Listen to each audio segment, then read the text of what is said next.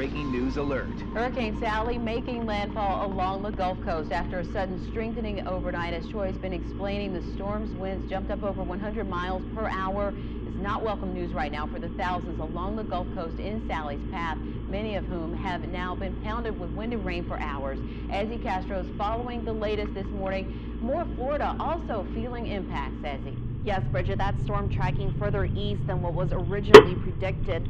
Serious storm surge flooding in Gulf Shores, Alabama. You can see this road is closed. Hurricane Sally strengthened to a Category 2 overnight, bringing storm surge and flooding along the Gulf Coast. Along with parts of Alabama and Mississippi have now been seeing hurricane conditions for hours.